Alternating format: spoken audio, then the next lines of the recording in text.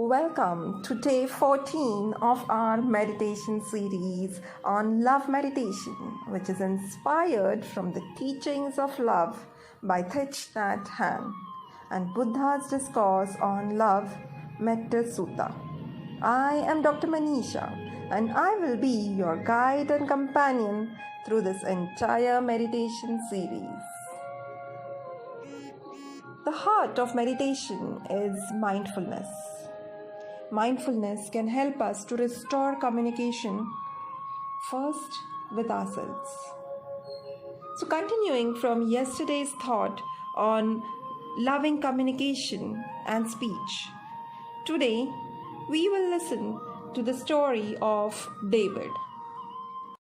David was a handsome young man, but he could not communicate with his parents, his sisters, or his brothers, and he felt completely cut off from his family. Many people tried to befriend him, but he was so angry, filled with pain, fear, and distrust that eventually all of them left him. He did not believe in people or in happiness. He just lived alone in a small room on the university campus. One morning, he went to a Buddhist temple hoping he might meet someone there to make a new friend. When he arrived at the temple, he saw a group of young people going out of the gate, and among them was a very beautiful young lady. He knew she was the one. He had a deep desire to have her as his friend. There was a lot of goodwill in his heart. So instead of going to the temple, he followed the group of young people. But the young pretty girl just vanished. He could not forget her. Day after day he thought about her. He could not get her out of his mind. Then one night, in a dream, an old man told him there was a way for him to see the young lady again. He told the young man to go to the East Market early the next morning and look deeply for her. The young man jumped out of the bed and waited for the sun to rise so he could go to the East Market. When he arrived there, it was still quite early, so he went to the bookshop to buy some books for his studies. In the bookshop, he looked up at a painting on the wall and saw the same young lady he had seen at the temple gate. She had the same face, same eyes, and the same smile. So instead of buying books, he bought that painting and brought it home. He hung it on the wall and just sat and talked to the young lady in the painting. At noon every day, he prepared a bowl of instant noodles for lunch. He put the noodles into a bowl, poured hot water over them, and waited for a few minutes. That was all. He ate plain instant noodles day after day, meal after meal, without even adding vegetables. His life was without flavor. David would look at the painting for hours and talk to the young lady in it. One day, he decided to prepare 2 bowls of instant noodles. He put 2 pairs of chopsticks on the table and continued to talk to the young lady. For a second, he had the impression she was smiling at him. But when he looked up again, she wasn't. Then halfway through his bowl of instant noodles, he just stopped eating. The food was tasteless. His life was without meaning. He looked up again, and this time he was sure that she was smiling at him. Then suddenly, she stepped down from the painting and said to him, "How can you eat noodles this way?" Then she disappeared. A moment later, she reappeared with a bag filled with fresh vegetables, and in no time at all, she had prepared 2 delicious bowls of noodles with onions, black pepper, and many fresh vegetables. You cannot imagine the young man's happiness. A wonderful friend had entered his life. She was an angel, and she told him that her name was Angelina. But the young man had so much pain in him, he did not know how to communicate. He loved her, but when she offered him advice, he did not know how to listen. He also did not know how to speak with loving kindness. He drank a lot of alcohol every day, and when he was drunk, he behaved in a most unkind way. When you have so much anger and suffering in yourself, you want to cover up your pain, and you might use alcohol or drugs to try to forget. We cannot exactly blame David. It was difficult for him to bear so much pain and anguish.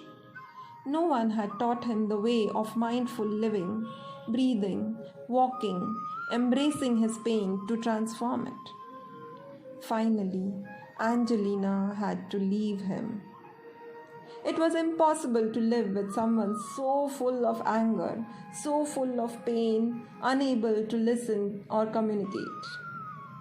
When David realized that she was gone, he suffered so much that he wanted to kill himself.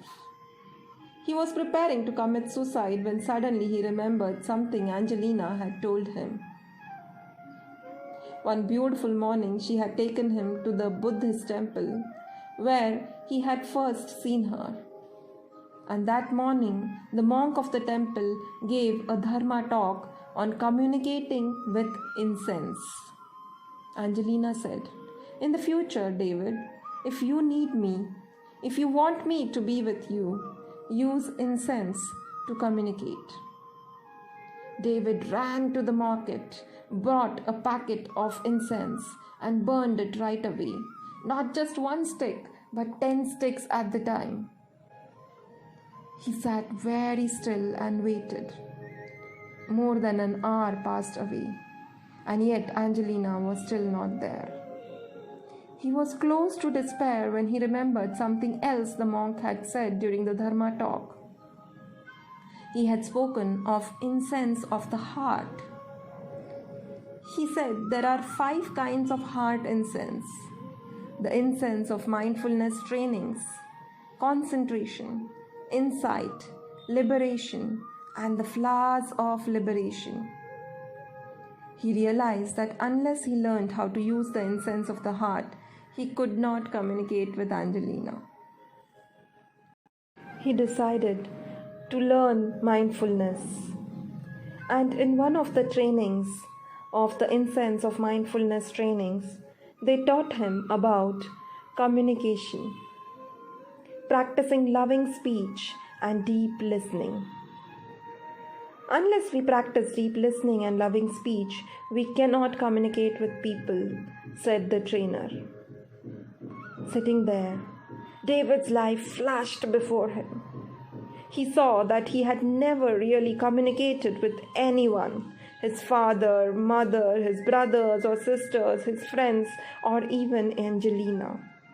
He knew that he was not practicing the mindfulness training. At that moment, he had an insight. He stopped blaming his parents for his suffering. He realized that he himself was responsible for it, that he had not listened or spoken mindfully, and that he had hurt others. He accepted his part of the responsibility. The moment David had that insight, he was released from his anger and his heart began to open. He continued sitting like that for half an hour and suddenly Angelina appeared. Angelina always had love in her heart. If you know how to begin anew, Angelina will always forgive you and come back. She will step down from the painting into your life. Each of us have several Angelinas, and we have to look deeply at the way we treat her. How do we talk to her? How do we treat her? Do we make her suffer? These are the questions to reflect on. Here I want to tell you about one of the Angelinas in my life. She works in my clinic as a receptionist. But she is such a loving soul, always ready to listen and has a loving speech always. She always helps me out in all my works, and she is able to understand my requirements even before I ask her anything. I often visualize her to be my Angelina, and many a times I offer my gratefulness, my gratitude towards her. Like that, my dear friends, you also may have so many Angelinas in your lives who bring joy into your life. And in today's meditation, we are going to visualize all these Angelinas of our life. So close your eyes gently and take a position for meditation. Sit restfully with your spine erect and mind alert. Relax your entire body and place your hands on your thighs with your palms facing towards the sky.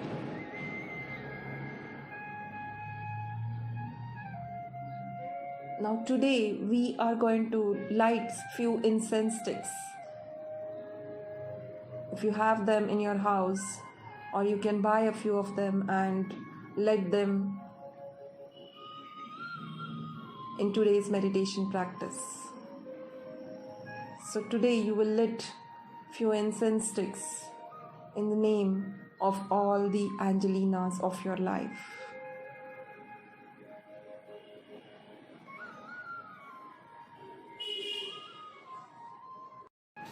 Let us breathe mindfully and contemplate on the incense smoke rising. Take 3 deep breaths in and out. Breathe in and out. Breathe in and out. Today you will visualize all the Angelinas of your life and imagine that you have their paintings all around in the room where you are meditating.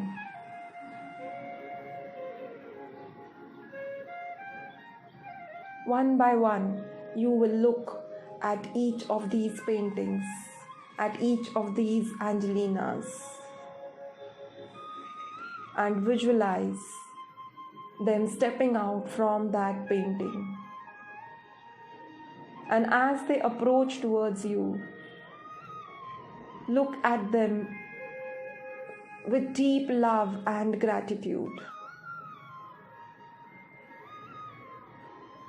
Acknowledge their presence in your life.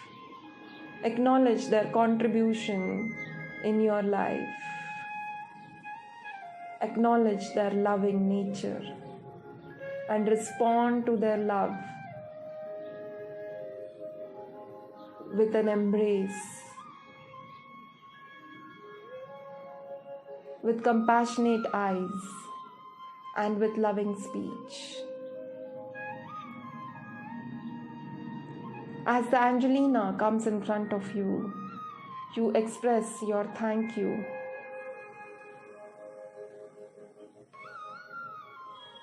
One by one, you have all the Angelinas stepping down from the paintings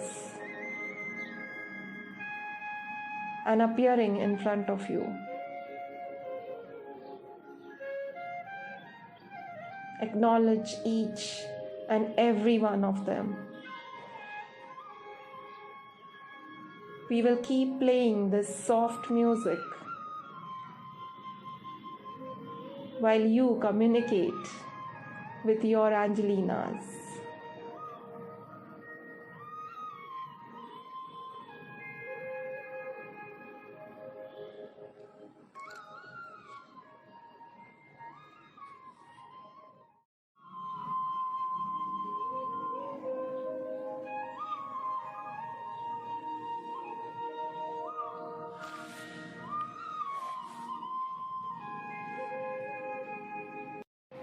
As you have communicated with all the Angelinas in your life, you are feeling a deep sense of calmness and solitude, serenity and love. Slowly open your eyes whenever you feel you are done. My dear friends, loving speech is an important aspect of practice. We should speak only loving things. We should say this truth in a loving way with non-violence. And this can be done only when we are calm. And the practice of meditation and mindfulness will just help us to bring that calmness and serenity. Listening to the bell, the wind, the water, the insects, and all living beings is part of our meditation practice. When we know how to listen deeply and how to breathe deeply in mindfulness, everything becomes clear and deep.